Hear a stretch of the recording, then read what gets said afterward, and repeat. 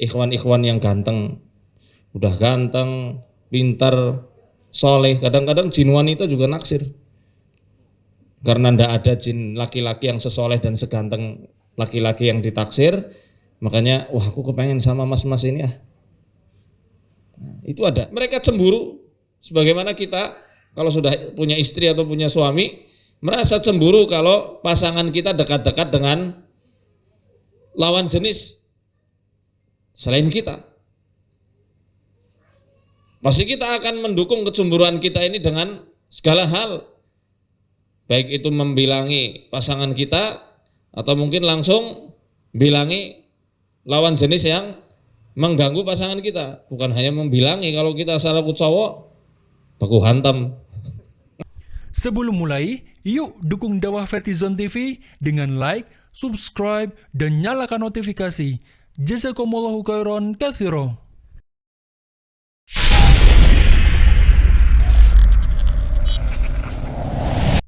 Bismillahirrahmanirrahim. Assalamualaikum warahmatullahi wabarakatuh. Mohon maaf ya, baru pembukaan nih. Alhamdulillahirabbil alamin wassalatu wassalamu ala rasulillahi wa ba'du. Ya, sesuai tema dan mukadimah yang tadi sudah saya sampaikan, bahwasanya apakah ada hubungan erat antara jomblo dengan gangguan jin? Ya, tadi sudah kita bahas di awal di muka. Ya memang ada.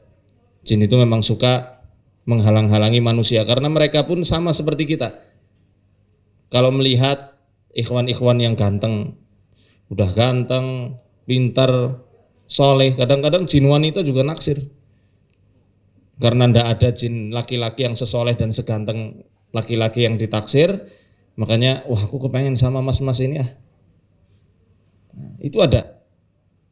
Kalau mungkin dia itu ndak soleh misalnya, dia ganteng, ototnya kekar, sukanya siul-siul di kamar mandi.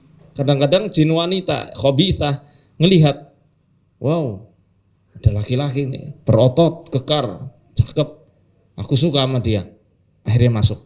Gitu juga sebaliknya, ada akhwat yang mungkin zikirnya kurang, masuk kamar mandi, ndak menjaga adab-adabnya, akhirnya ada jin laki-laki yang suka sama wanita tersebut.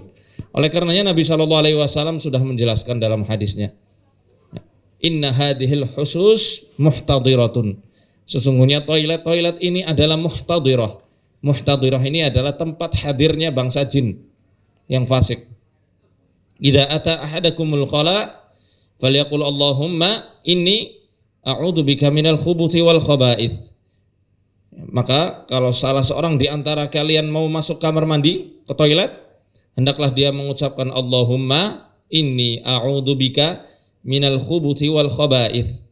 Ya Allah, sesungguhnya hamba memohon perlindungan kepada Engkau dari keburukan khubuth. Khubuth itu jamaknya dari apa? Khabith.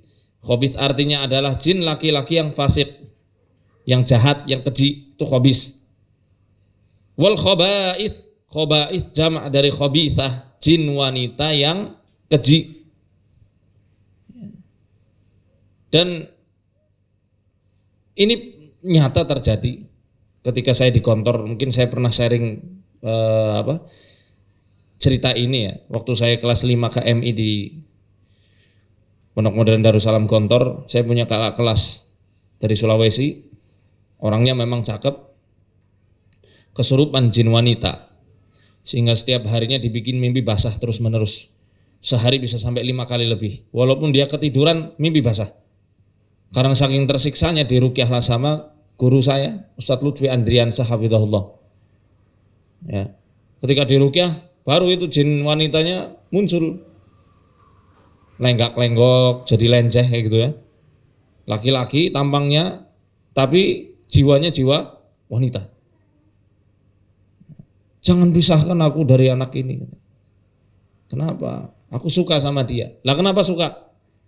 Karena dia ketika masuk kamar mandi nggak pernah baca doa, dan dia senantiasa menyanyi dan siul-siul di kamar mandi. Aku suka suaranya, makanya aku masuk. Ini betul-betul terjadi nyata. Waktu saya masih kelas 5 KMI, akhirnya berhasil diruqyah, lepas itu jin. Ditelateni terus menerus sama Ustadz Lutfi Andriansa waktu itu. Lepas, ya sudah, nggak pernah lagi yang namanya mimpi basah seperti itu. Dan banyak kisah-kisah yang semacam ini yang mungkin tidak bisa saya sebutkan satu persatu. Ya. Dalam Musnadnya Ibnu Saibah, ya, Rasul Shallallahu Alaihi Wasallam bersabda, di sini diriwayatkan oleh Ali bin Abi Thalib radhiyallahu anhu, ya, Inna satra ma baina aurati bani Adama wa nadral jin, sesungguhnya yang bisa menghijab dari auratnya Bani Adam dan juga penglihatannya bangsa jin, waru'yatil jin wasyayatin an yaqula ahadukum, yakni kalau salah seorang di antara kalian melepaskan bajunya, hendaklah dia mengucapkan bismillah.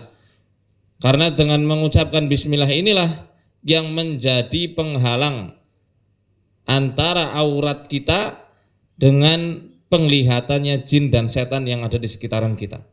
Jadi kalau kita lagi mau lepas baju, jangan lupa ucapkan apa? Bismillah. Bismillah, lepaskan. Kalau masuk kamar mandi gimana? Baca bismillahnya sebelum masuk. Bismillah, Allahumma inni a'udzubika minal khubuthi wal khaba'its. Atau bisa dibalik, Allahumma inni a'udzubika minal khubuthi wal khaba'its, bismillah, lepas. Itu nanti akan terhalang. Mata-mata jelalatannya mereka itu, mata keranjangnya mereka akan terhalang dari melihat aurat-aurat kita. Akan dihalangi. Sekarang pertanyaannya, apakah mungkin jin itu menikah dengan manusia? Apakah mungkin jin melakukan perkawinan dengan bangsa manusia? Sangat mungkin. Jadi para ulama ahlul mufassirin yang saya kutip dalam buku saya ini, Risalah Pelebur Jin Luhur, ketika mereka menafsirkan salah satu ayat dalam surat Ar-Rahman ayat 56, fihinna qasiratut tarfi lam yatmithunna insun qablahum wala jan. Di dalam surga-surga itu terdapat qasiratut tarf. Qasiratut tarf maksudnya adalah bidadari-bidadari yang senantiasa menundukkan pandangan-pandangan mereka. Lam yatmithunna insun qablahum wala jan. Yang belum pernah dijamah oleh manusia maupun jin. Enggak pernah dijamah oleh manusia dan juga jin. At-tamsu, ya, lam yatmithun. At-tamsu dalam bahasa Arab itu maknanya adalah iftidad. Makna lainnya adalah iftidad. Apa yang dimaksud iftidad? Mohon maaf, iftidad adalah pecahnya keperawanan wanita ketika pertama kali malam pertama. Itu yang dimaksud at-tamsu. Lam yatmithunna maksudnya adalah tidak pernah dikawini oleh manusia atau jin sebelumnya. Masih masih ori. Bidadari-bidadari surga itu. Al-Imam Al-Baghawi dan juga para mufassir yang lainnya menjelaskan bahwasanya di ayat ini menunjukkan bahwasanya wanita-wanita dari kalangan manusia mereka tidak terbebas dari perlakuan tamsu ini, at-tams, baik dari laki-laki dari bangsa manusia maupun dari laki-laki dari bangsa jin. Dan mereka menjadikan dalil bahwasanya ayat ini menunjukkan jin itu sangat mungkin melakukan hubungan perkawinan dengan bangsa manusia. Ada yang secara langsung, ada yang melalui mimpi. Oleh karenanya, ketika mereka sudah cocok sama manusia, mereka cemburu. Sebagaimana kita kalau sudah punya istri atau punya suami, merasa cemburu kalau pasangan kita dekat-dekat dengan lawan jenis selain kita.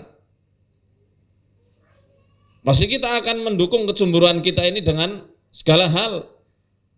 Baik itu membilangi pasangan kita atau mungkin langsung bilangi lawan jenis yang mengganggu pasangan kita. Bukan hanya membilangi, kalau kita salah ku cowok, baku hantam. Ngapa? Enggak. Ya. Paham ya? Jadi mereka pun seperti itu. Ketika manusia yang mereka sukai tiba-tiba dekat dengan laki-laki maupun perempuan, ya, dan ada niat untuk menikah, maka akan didukung kecemburuannya itu supaya apa? Supaya tidak lagi dekat-dekat dengan lawan jenis dari bangsanya sendiri. Ada yang dibikin introvert, ada yang ketika datang lawan jenis itu sudah sensi sekali. Ada, saya pernah nangani suatu kasus akhwat karena dia disukai sama jin bucin ini. Ketika ada laki-laki yang mendekati baru SMS tanya tugas, oh itu maki-makinya luar biasa. Ini maki-maki jinnya, maki-maki melalui tangannya. Ya, jin itu ya betul. Lah berapa kali saya dan juga admin-admin di Arsadaya Daka itu dimaki-maki sama jin. Awas kamu ya, berani-berani datang ke kota kami, saya beri pelajaran kamu. Sudah banyak. Ya mereka bisa chattingan karena menggunakan memori orang yang dia rasuk. Ada juga yang langsung ditampol laki-lakinya. Padahal cuma nanya kabar aja, itu di tahap yang parah. Sehingga ya akhirnya dijauhi betul-betul. Dibikin malas mandi, nggak bisa memperhatikan penampilannya. Ini untuk perempuan ya. Kalau laki-laki malas mandi pun masih kece biasanya. Asal wangi. Kalau untuk wanita seperti itu. Dibikin nggak memperhatikan penampilan, makannya juga nggak teratur sampai akhirnya mohon maaf ya. Kalau orang yang sudah betul-betul dinikahi sama jin, kita bisa melihat ada dua kemungkinan. Dibuat sangat kurus, susah gemuknya. Krempeng ya, bukan kurus lagi, krempeng. Kedua, gendut menggelambir dan bentuknya itu sangat aneh. Sangat-sangat gendut, bukan berisi, gendut. Lebih dari, ya gimana ya, saya kalau mau nyontohkan enggak enak, ini lagi live streaming sih soalnya. Ada contohnya sebenarnya, tapi saya enggak enak untuk mencontohkan dia itu sebagai contoh. Ada beberapa. Itu yang sudah betul-betul sampai dikawini sama jin. Karena gendut yang gelambir itu ya bisa dibilang mohon maaf, sperma-sperma mereka yang sudah masuk ke darah. Dan ya ciri-cirinya nanti kita bahas ya. Ada semua di buku ini. Nanti akan kita bahas kira-kira apa sih ciri-ciri orang yang sudah dicintai sama jin.